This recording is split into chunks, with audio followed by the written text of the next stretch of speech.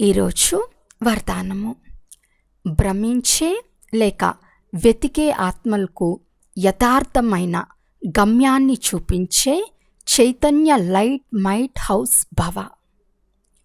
ఎవరైనా భ్రమించే ఆత్మలకు యథార్థమైన గమ్యాన్ని చూపించేందుకు చైతన్య లైట్ మైట్ హౌస్గా అవ్వండి.